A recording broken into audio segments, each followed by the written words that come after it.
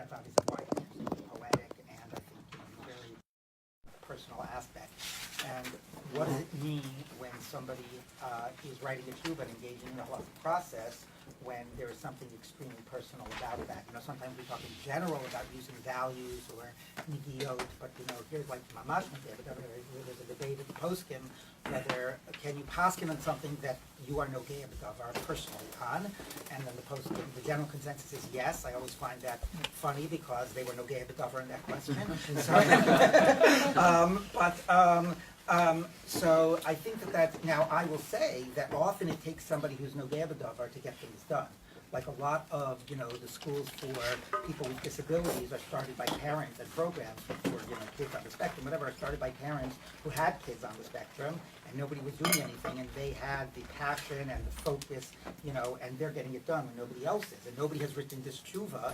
It took him to write this tshuva because it affects him very personally. So I would turn to you first of all and ask how your thoughts on that methodological. So I would say first is one has to be very careful, because if this were stream of consciousness, right, you would have to read the tshuva one way, right? Look, this is somebody who is being deeply affected by it as they're thinking about it and they're writing, but it's not stream, right? Part of the reason I want to say this is a very, very carefully structured tshuva which has been gone over and put into form.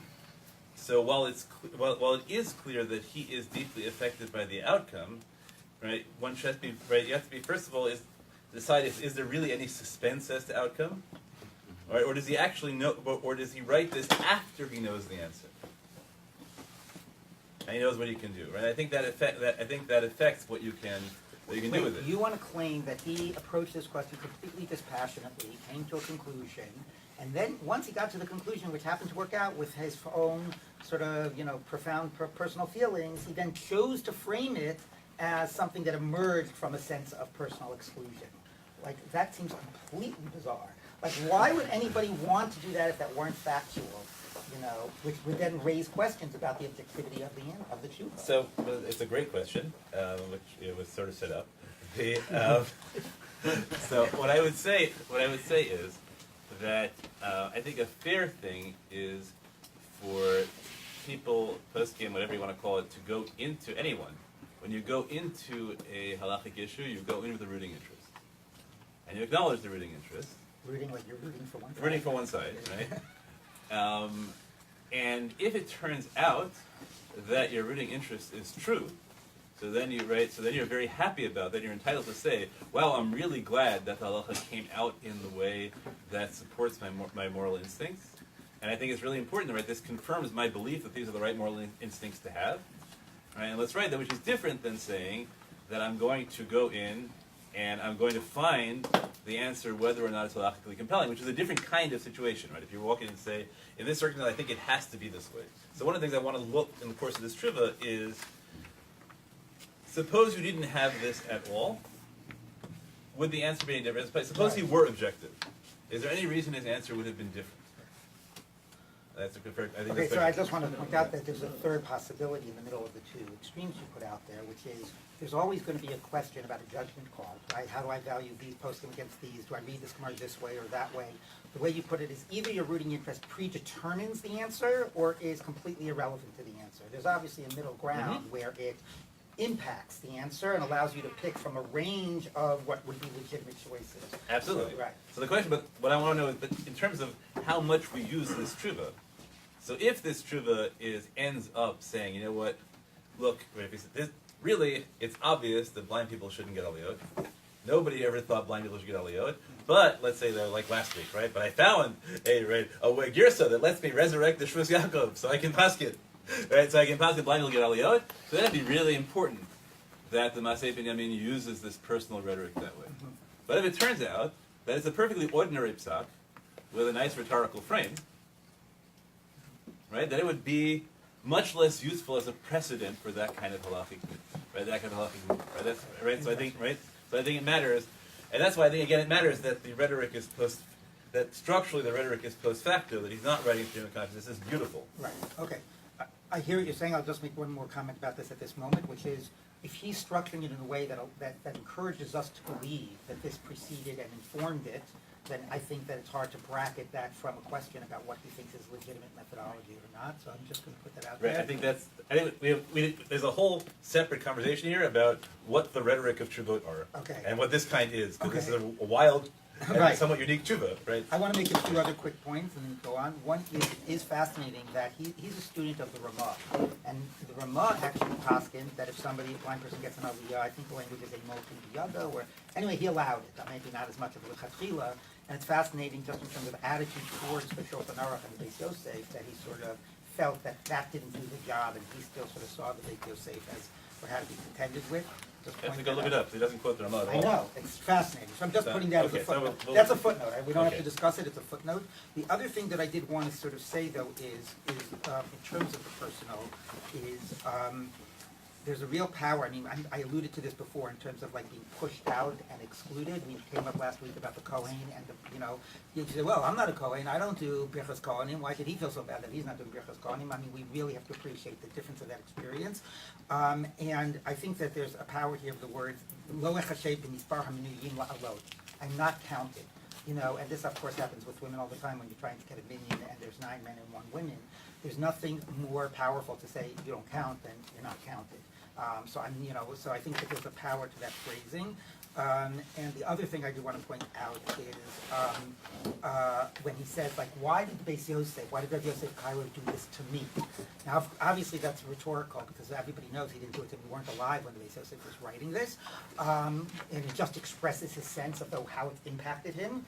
But I think that when you deal with people, particularly I would say like parents or people that our kids are not accepted in schools and kids are not accepted in shuls or whatever the issue is, people it's not about you personally, it's policy, it's budget, it's this, it's that. It's like, I don't really care.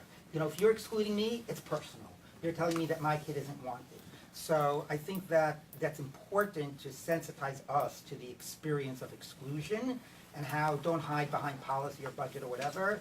It's experienced extremely personal. Okay, Before we continue, I just want to leave some room if anyone has any questions for 5 minutes, questions, clarifications, comments. Is it important then, as part of the halachic process, to sort of state what your prejudices are up front? In other words, Full disclosure. huh?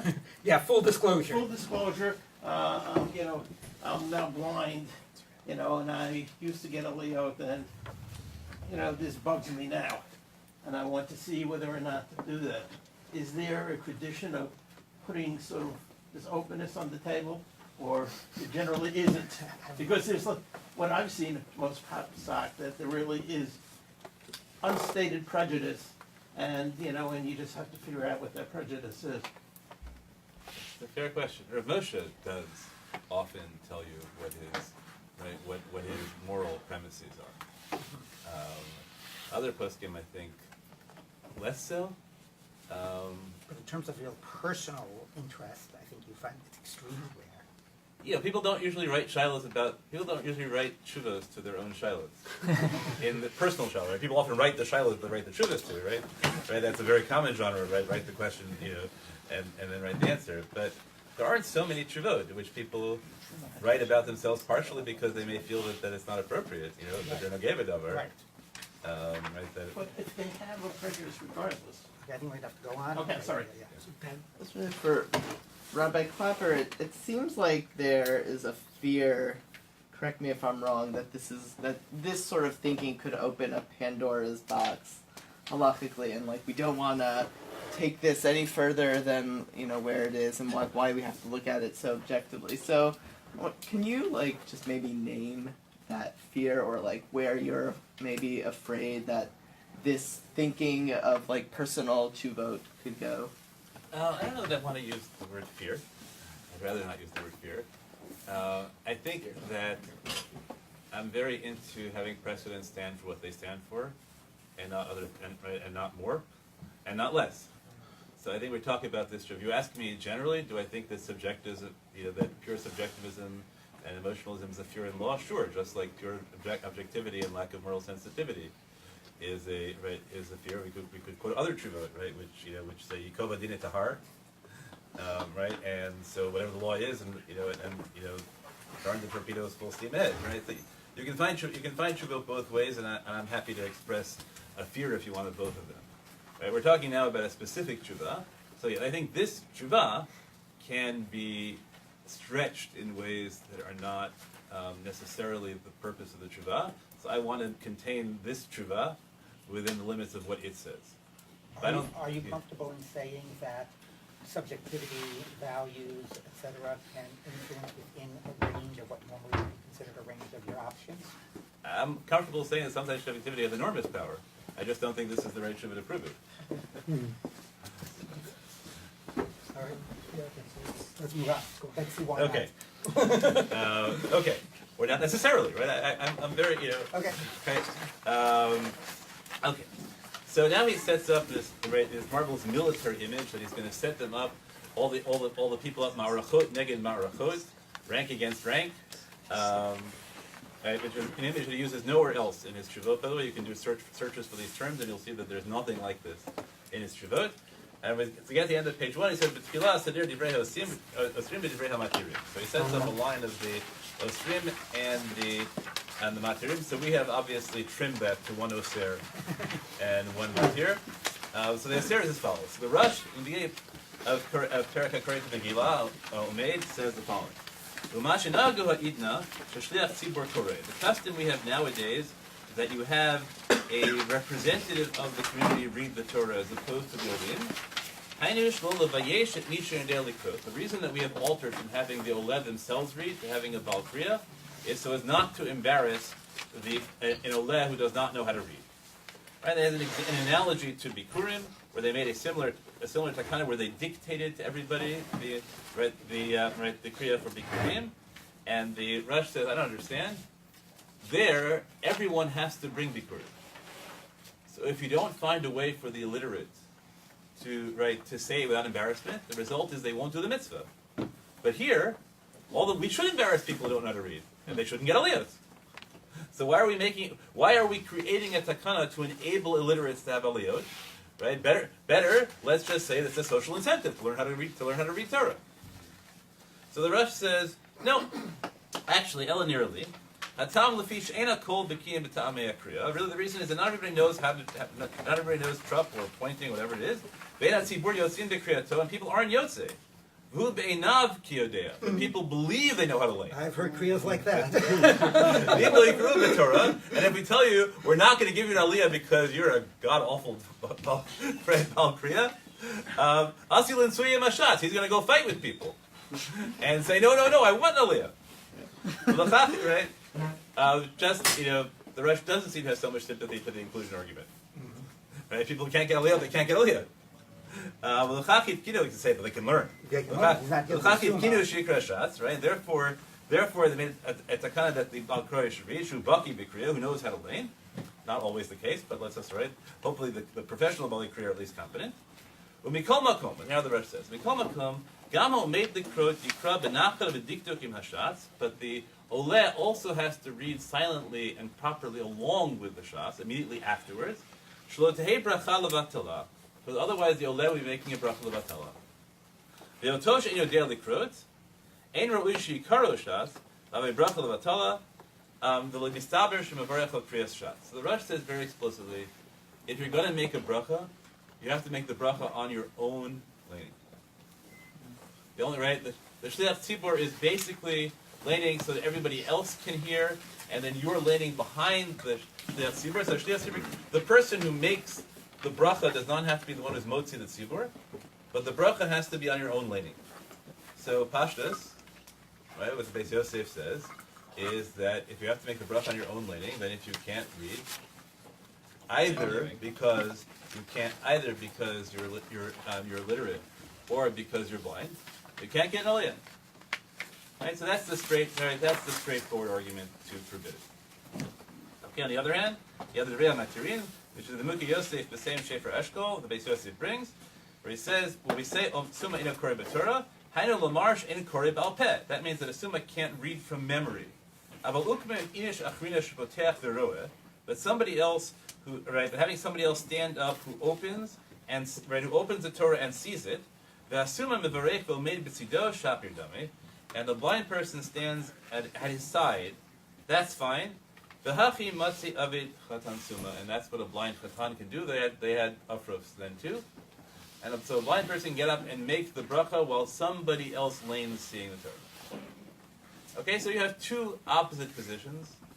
If you frame the issue that way, normal rules would say the Rosh against the Sefer Eshkol. Okay, right. The Rosh is the only figure of great moment who enters into the conversation. Right, all the others are right. Generally, we see the others are right. There are lots of other people you can line up. You can line up on each side. Okay, yes. I want to just add for clarification, what's at stake here. In the Gemara, the person who would get the Aliyah would do the reading, and the brachas would be, seems either one at the beginning and one at the very end, or before and after each Aliyah.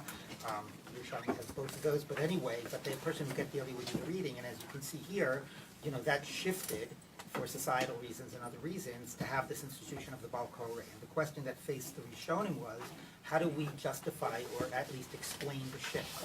So one way was nothing's changed. It's still the idea that the Ola has to do the reading, and he'll just read it softly alongside with prompting from the Baal Koreh. And even though nobody can hear him, technically it's still the old Takana. He's reading alongside, and that's the Rush. Whereas others say no, actually the institution has shifted. The Ola's job is to make a bracha, and the Baal Koreh's job is to do the reading. Maybe it's based on a concept of shlichus, maybe not even that. Maybe it's just we're separating those two roles, and that says that the institution has shifted, and that will allow then a summa to make the bracha. I have to tell, I can't resist, I'm sorry to tell the story about, because some people know that in some like Sephardi, Timani, Sephardi, Minyanim, the one that actually meets here on Shabbos, when you're given an aliyah, you're expected to read it yourself. Sometimes they give you the option, sometimes there's no option, you have to read it yourself. So Rabbi Weiss tells a story that he was once visiting his father in Israel. His father was a Rav of a Shechunah. Anyway, they went on Shabbos to a Timani Minyan, and they gave him Kohen, and he made the bracha, and then they were quiet. They were like waiting for him to read. So he said somehow he managed to fumble his way through. He says next time he went to visit his father, next trip to Israel, he came prepared. So he prepared the Aliyah Kohen ahead of time. They called him up. They gave him Kohen. He read it. He found the final bracha. Gabbai looks around, says, "Yamod b'nkom levi." So, anyway, but My effort in the way you guys Medrash, I had forgotten that Haftarah is from a cloth. oh wow. I had to prepare it during Chag. So you anyway, so that is the question about which of these two models we're going by, and yeah, there's obviously more of a it's easier to say we're still keeping the old model, which is what the Rush says, rather than the whole sort of framework has shifted. Okay, but there's a really big question we have to ask, which he never addresses explicitly here, which is what did people do in their shul? Did people lane along? Did they not give aliyahs to people who didn't lane along? Because if in practice it turns out that they're giving aliyah to people who can't lane all along, and it turns out that the issue of blind people is no different than the issue of illiterate people, so even though there is a precedent in the Beis Yosef, all he's doing is pointing out that the minhag is against the precedent. And in fact, he will report later in the Shuvah that all his teachers gave aliyot to illiterates and to blind people. Or they didn't protest when it happened in the shul. Yes, it was done, right? So that's part of what this is. Right, the question of what the minhag is never explicit. The minhag where he is never addressed in the Shuvah, but his Shuvah is framed as upholding the psak of his teachers against Rav Yosef Karo. Right, that goes back to Almeh Asali Rav Kacha. It's not that Rav Yosef Karo, from his perspective, Rav Yosef Karo came in against the tabula rasa and paskin that way. Right, what we have is a Shulchan Aruch being used to undermine what he understands to be the regular psak. Also, the irony we have to play out here is that he's the most important rabbi in the community, and so aliyot means something particular for him. And what is going to enable him to get his aliyot is a claim that it doesn't matter if you're hopelessly illiterate. Right, and that's also worth thinking about the way in which what sort of things you deploy and what sort of price you pay. Because it's a challenge whether in the end, in this particular case, right, whether the price of allowing him to get aliyot is to devalue the role of aliyot as saying you have a connection to Torah. And that I think that's also worth that's also worth thinking about. I want to take a second though to comment on that. I hadn't thought about that perspective. But to say that, you know, and again, maybe using the Kohen wheelchair as an example, you know, that's sometimes hard for the prostate to have the proper empathy of what it means to be excluded unless you've experienced it. So like somebody will say, oh, I don't get a do birchas kohanim, why does it matter? You know, some people could also say like, okay, birchas kohanim, why is that a big deal? Like, you know, what, 3 times a year during, you know, the regalim? Like, and we could sort of minimize the meaning of that. And if you ask me, how big of a deal would it be for like the Posek Hador, the head of the Badar Baratzas to, you know, who's obviously nobody is questioning his role in the Torah world, to sort of not get an aliyah and to say, Garshuni Hayomi Listapeach Benachal at Hashem, that I don't have a chelek in the Torah, it's like, buddy, get a grip, you know? So, and the fact that, again, I realize it's stylized, but I think that's a really important wake-up call that, like, you know, we cannot really, I would say, exercising our empathy muscle in terms of understanding and, you know, what people's felt sense of exclusion, or in general, what people's experience is, and be very careful not to trivialize it just because from where we're standing, it doesn't look like a big deal. Right, it's not going to counter. Okay. Right, in the same way, right, that the exclusion from kahuna, right, only works because kohanim, right, the reason it matters is because kohanim can do it and Israelim can't. Mhm. And so I wonder if sociologically, you were dealing with a community where aliyot were a great honor. And so a theoretical permission for illiterates to get aliyot didn't change the sociological reality, right, that it was a great covenant to get aliyot. And if in fact he had succeeded to the point of where they just gave aliyot randomly, I don't know if he would have cared. Interesting. Right? I don't know. All right, again, that's the. Okay. So now we get to, right. He says, "Me'achshav yavo la'inyan ba'asmo v'omar kikol retzil sil kalachal la'achriya heta yikad puksa the rovasos." Everybody wants to paskin when there's a machloket. V'lo yitachen ki mechad b'shlosha drachim. So you can only paskin the halacha and determine it one way as opposed to the other. So here, a brief thing will probably come a lot during the year. The purpose of psak, mostly, is to eliminate options, not to create them. The options exist, right? In most cases, there are multiple legitimate options before the psak. The psak delegitimates most of the options. Sometimes the psak legitimates an option that you previously thought was illegitimate, but mostly psak serves to delegitimate options. So he says, if you want to paskin when there's a machloket, which means you want to say this is the right thing to do and that's the wrong thing to do, could be, or it could be saying if you want to paskin on some basis other than suffix, and right, somebody derives the chumrah, somebody derives the kula. Right, those are your 2 options. This can only play out in one of 3 ways. One is aleph, that you prove it from the Gemara, from the Piskei HaGaonim, whoever he thinks are going in. B is even if you have no proof, but you have what he calls rov minyan v'rov binyan. Paskin halacha k'vasayod yachid rab melacha k'rabim. So you have no proof, you have overwhelming authority.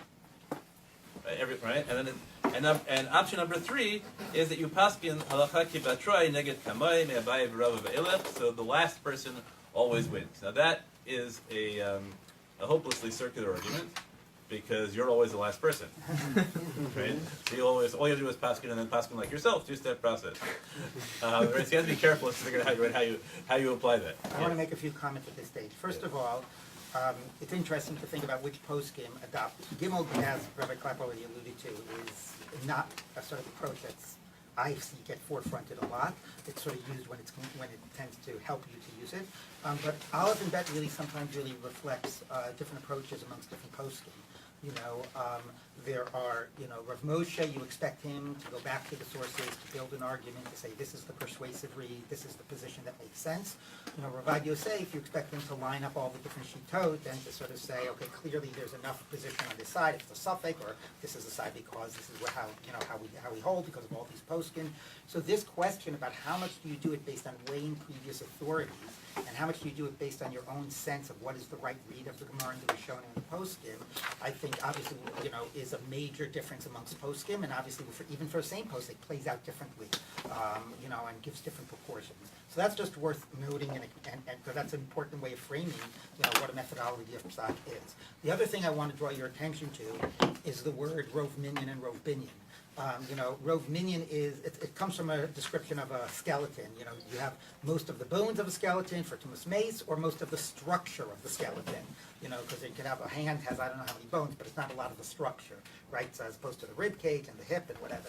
So Rove Minyan, Rove Binyan is saying how do you add up your numbers? Like if I've got 100 Rishonim, but they're all ones you never heard of on one end side of the thing, and on the other I have Rambam, the Rush, and Tosfos. It's like Rambam, Rush, and Tosfos win. Okay, so Rove Minyan, that's Rove Binyan. So exactly how you do your computation is also something that often is a judgment call, but those are the two factors that are relevant. The final thing that I'll say at this stage is worth saying is, the same way the whole poetic personal introduction is unusual, forefronting your methodology. Do you want to comment on that? Oh, I'll say you're it. right. Forefronting your methodology is extremely unusual. Let me tell you how you have to cost it. So I think it's worth questioning, like, why is he saying that? Why is he sort of, just make your argument, methodology is usually implicit. And I think that I would say a couple of things, here's what you would say. One thing I would say is because he started it by framing this very personal approach, he wants to tell you, look, no matter which methodology you adopt, this answer is a very solid answer. Maybe the only answer, a very solid answer. So don't allow my personal nagia to make you think this answer is not on solid ground. The other thing that I think is really important is that, and this gets to the core question you raised at the beginning. Sometimes people feel, oh, it's so important because of the human component and this component, and it allows them to be sloppy and not rigorous about really, giving something a strong halachic basis. Sometimes there's a range of options which are legitimate, and sometimes you can be really sloppy. You're so focused on getting to an end goal. And I think to say that, you have to be rigorous. Whatever the side you're rooting for, whatever your inclination, wherever you're feeling like you have to try to work towards, it's okay to work towards that as long as you maintain sort of, the rigor of the process. So, So we have 15 minutes left, so I want to leave time for people to comment. So if we can, in the next 10 minutes, if we can I would explain say everything. 5 minutes. Five Okay, 10 so minutes. let's- And then we'll open it up. so let's do a couple. Oh, regular. That's right. Aregalacha. A. The most important thing you can do in any debate is to shift the burden of proof. So I would say boldly, the purpose of his methodological claim is it doesn't say what he has to do. It says what the other people have to do. That's interesting. Right? The other people, in order to paskin against the position that blind people can make aliyot, you need to prove it. So I think it's a remarkable way. That's not what he goes on to do. He goes on to say, I'm going to prove it. And he goes on to say, right, not only have they failed to prove it, but I can even prove it my way. I think. I don't see him saying that. All right, so that's that. You can all go back and read the Shuvah and see which way you do it. Okay. Secondly, the argument he gives is it should be fair, is a version of the proof that Yaakov Avinu wore a shtreimel. We all know how we know Yaakov Avinu wore a shtreimel because it says Yaakov. You got without a shtreimel. So, right. So this Rabbi Tam uses this proof for when making brachot and mitzvot asay shazman grama. Right. Look, Michal Bat Shol wore tefillin, but Michal Bat Shol weren't tefillin without a bracha. Right. Obviously, Michal. Right. That's essentially the argument he makes here. And I think that he is dealing with a case. There cannot be demonstrative Talmudic precedent because there's a new situation, as Rabbi Eliezer said. Because the whole mechanism of Kriyat HaTorah has shifted. Right? So it's a straw man to claim that way. He knows in advance that his Rebbeim all paskin that blind people can give aliyot. So it's not going to be an overwhelming majority against it anyway. And he knows that it's not going to really be Basrai because he has contemporaries, his teachers. So paskin that way. So this is, in a certain sense, a setup. What his ultimate argument is, as to the Rabbi Eliezer is going to talk about the Zohar, so I won't still take his thunder on that. But his ultimate argument really is, and this is, I think, powerful in its own terms. His ultimate argument is very much a right to religious experience argument. He takes Nachas Ruach L'Nashim, the Gemara uses Besmicha, and he broadens this into a general claim that people have a right to make brachot when they want to, and even if you're not chayav, you can make yourself chayav enough to make a bracha. That's his ultimate argument. And that's an argument which is wholly independent of blind people making aliyot, of getting aliyot. Right? His underlying argument is about that. That's a really powerful claim about brachot. Radical. Too. Right? And possibly about religious experience in general. So I think that's really worth reading about how he does it. But I think this is where I think Rabbi Eliezer and I disagreed last time. I think that the power of this tshuva is about the right to religious experience. much more than it is about inclusion. Okay, so that's an excellent segue to the core points I want to make. First, I'll say briefly that, you know, he says I'm going to improve it these 3 ways, and then he doesn't really prove it those ways. Sometimes the way he gets there, I'll show you the Rove Minyan and Rove Binyan because I got a Zohar that supports me. And of course the Zohar has to weigh more than anything else, which is, I'm sure, in other Tshuvot it does not. So, you know, and then it becomes interesting, right? Does a posek have to be consistent in his methodology and how he weighs things in different Tshuvot and so on? So one is the way he gets there and sort of says he's proven it is interesting. You know, is not necessarily the most objective. The other thing I do want to point out is that his strongest point actually is an internal contradiction or an almost contradiction of the other side. Because as Rabbi Klepper said, the side that, you know, you really still have to do the reading is the more logical position. The problem is that because of the Zohar, you know, the Zohar says that you can't have 2 people reading. It's a theological, like it's about the oneness of God and so on. So therefore, based on that, you're supposed to read like completely silently, so nobody can hear you. And say, look, so to make the argument like, look, you know, Beis Yosef, if you think that the Ola has to really read, he's not doing it because of the Zohar, you yourself paskin, he's reading in a way that nobody can hear. So how can you say that that's really the original reading? So to me, that, by the way, I would just say is the internal inconsistency, once the Zohar becomes part of the equation, is a strong argument against. One more point, and then I'm going to get to the inclusion, is I remember I was once discussing somebody at Tshuva that I was writing, and they said to me about a certain topic, and they said to me, I hope you don't write a nice, well-organized, you know, laying out all the positions type of. I said, you hope I don't write that? He said, yeah. He says, because, you know, all the Tshuvas nowadays, they read like these nice little survey articles, and then they sort of, then you have to weigh all the shitot or whatever. He says, a good, and then you wind up being like more conservative, because you want to be concern all those positions. He says, a good old-fashioned Tshuva is like, this is the right position, you know, just say the things that support your position. Give a little acknowledgement to the other stuff in order to dismiss it, and like have a position. So I think that is a fascinating I really appreciated that as a point to stop and think about. And like when you read him, he's somewhere in the middle of those two. I just want to say the way he sort of approaches it in not the most objective way. The thing that I do want to say one thing, the core thing about the question of religious experience, Rabbi Clapper is right that the religious experience plays a lot, but the issue, first of all, I think that that's part of inclusion, so I think that's interesting to sort of determine what you mean by the line between that. But to me, the most powerful line on the Tshuva, if you look at the next page, is right after the ellipses. It's Hutz mihani al divrei ha'osrim, dehechi chlitu hadin lifrok ol malchus shamayim me'al ha'anashim, ubefrat mitzvah rabbim uforsemis kazot. To me, the whole tshuva is worth this one line. I mean, there's a lot of things that's worth it, but this line does 2 amazing things. Number one is, Rabbi Klepper mentioned shift the burden of proof.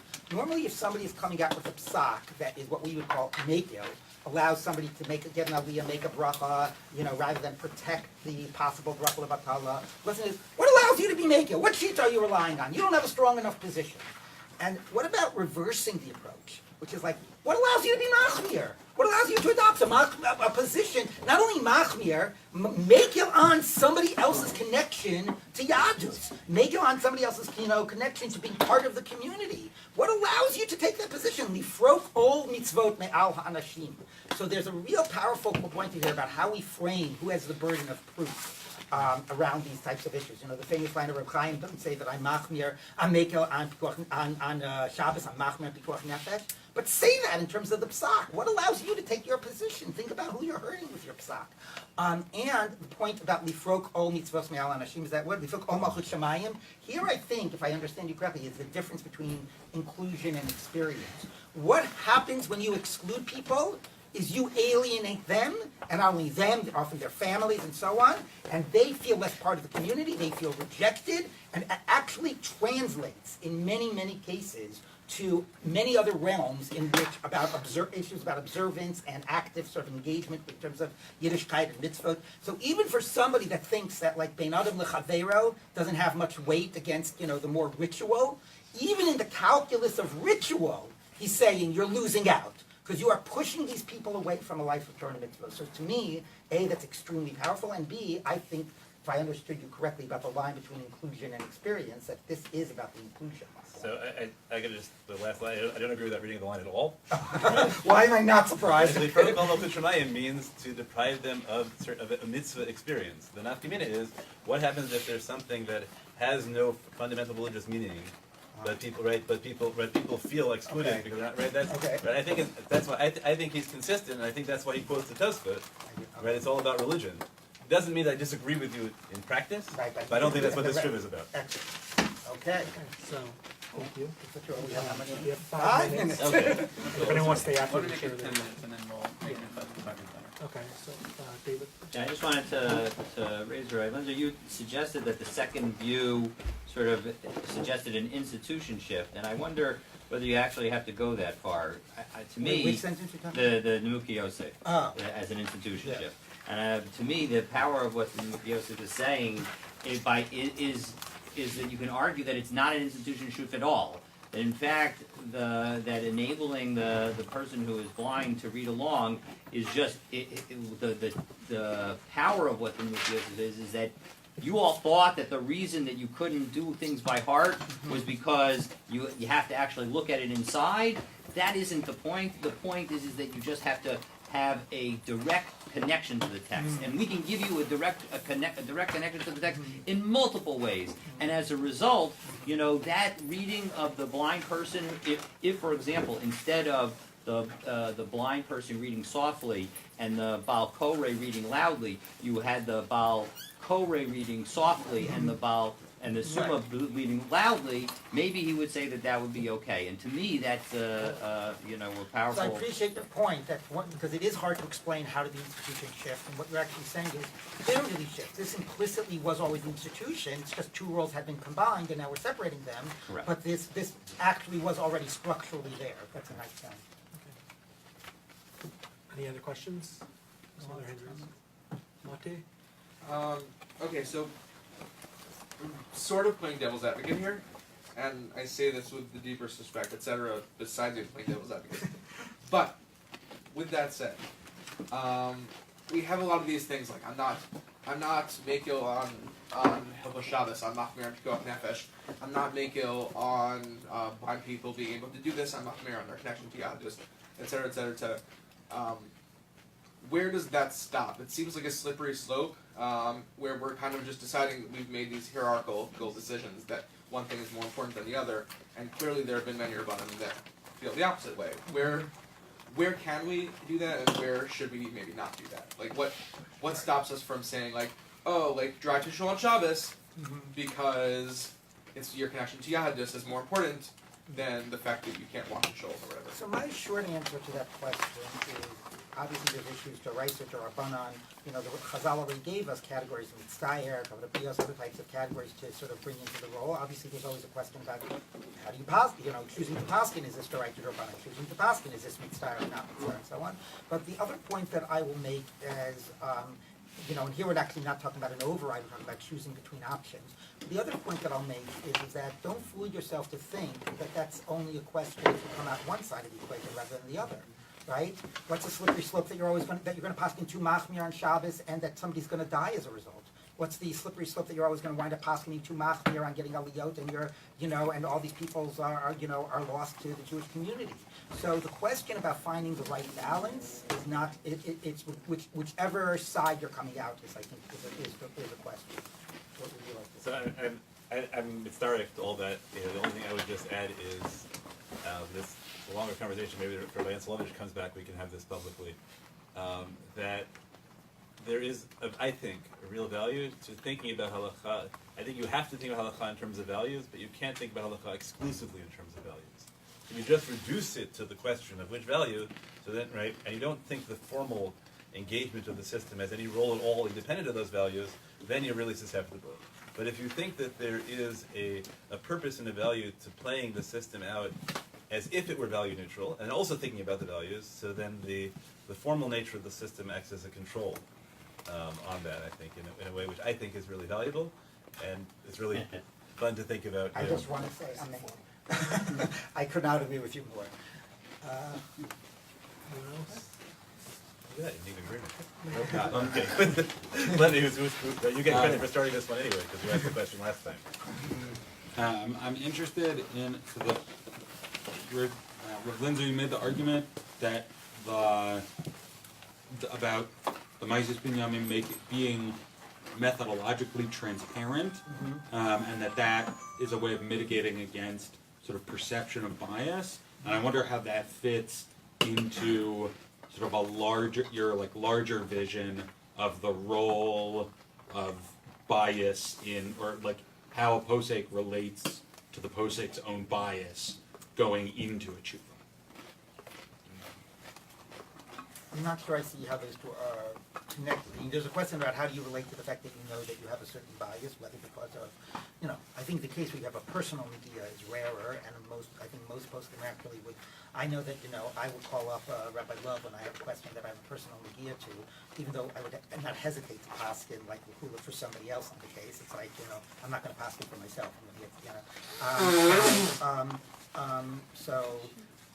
anyway, but certainly, let's say you have a values bias, or you have I think as Rabbi Clapper said it very nicely, you're rooting for a particular side, and how do you deal with your awareness of that? And I don't see how that's connected to the question about being sort of transparent or framing what your methodology is.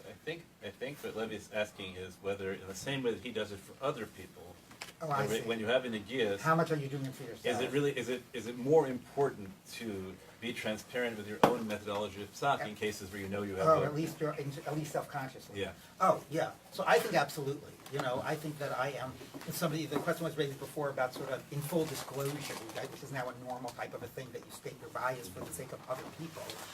I think that in living in the postmodern era, we are more aware about how everything we do is, ultimately comes from a biased, situated, circumstance rootedness, and to be aware what the biases are and how much are they influencing, how you're coming out. Now, you could still feel that's okay, that it made me choose this option rather than this, or be somech on a weak hita d'rabbanan, because here's what I feel is the sort of value that is the halachically legitimate value to allow me to come to this conclusion.